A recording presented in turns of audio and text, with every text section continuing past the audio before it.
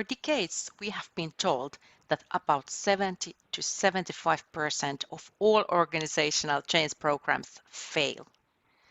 And this is due to lack of focus on change management. There have been many studies where the same number keeps popping up, and McKinsey being one of the most famous drivers conducting these researches. However, this number, 70%, may lack of some evidence. What is the real failure rate then?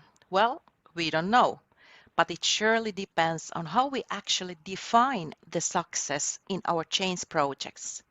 We must set OKRs or KPIs for our change initiatives. Whether the failure rate is 50% or 70%, it is still a huge number, and every failure is costly in terms of people, money, and time. You quite surely want to turn this number upside down so that you will be able to say that at least 70% of your change initiatives succeed. I will share a tip how to do that. Increase your focus on change management, leadership, and organizational culture before you even start to plan any change initiative. Why so many change projects fail? Based on the research, we know that change initiatives keep failing due to very similar reasons across organizations. I mentioned some of them here. Employees feel left out of the process and end up lacking the motivation. Or there has been lack of skills and knowledge to adopt new systems and procedures. And these reasons are often linked with weak organizational culture that wasn't aligned with their mission. There has been lack of skilled change leadership or lack of leaders' engagement towards the change, lack of participation and buy-in, under-communicating a powerful vision or over-communicating a poor vision.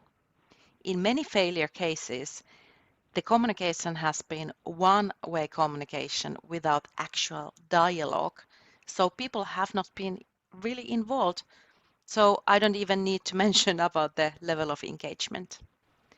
Most organizational change efforts take longer and cost much more money than executive teams and project groups anticipate. The list of reasons for failure is long, but still the very same reasons keep popping up. All these reasons for failure link to poor change management and to the lack of change leadership. So this is why still in our modern and agile world, where changes are taking place constantly, there is a requirement for highly competent and well-planned change management, more than ever. Organizational change happens one person at a time, and poorly managed change is very costly. Effective change management, together with highly skilled change leadership, truly increases the likelihood of success. What is meant with change management? Change management is focusing on the people side of change, but so is change leadership. In this video, however, I will focus only on change management, as it is not same as change leadership. Change leadership is its own topic, very important one, and I will create another video for that. So, change management means a structured way to approach change. Change management utilizes specific tools and techniques to accomplish the people side of change in order to attain its vital organizational targets and business outcomes. It is systematic management of activities that support employee engagement and change adoption when the organization changes how the work will be done. Change in organizations can be anything related to systems and tools, processes, culture and people, organizational structures, roles and responsibilities, or something else. Furthermore, change management always highlights how to help employees in best possible ways to adopt and utilize a change in their day-to-day work. Sometimes change impacts also your customers, your vendors, your suppliers, your partners, or other so-called external key stakeholders. They are so easy to miss, easy to make mistakes here. However, with a structured professional change management approach, you will make sure that you will not miss any impacts or actions that you need to take. We can say that change management is both a process as well as a competency. From a process point of view, change management is the set of planned actions taken on a specific project or on a change initiative. You need to also understand if you are implementing changes or whether you are going to actually go through a transformation. For the specified transformational effort, it is also a strategy and set of plans dedicated on moving people via change and transition responsibly.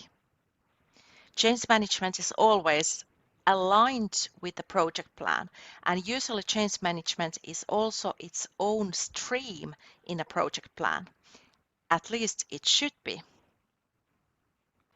So, change management is not simply training or communication, and it is not just handling change resistance.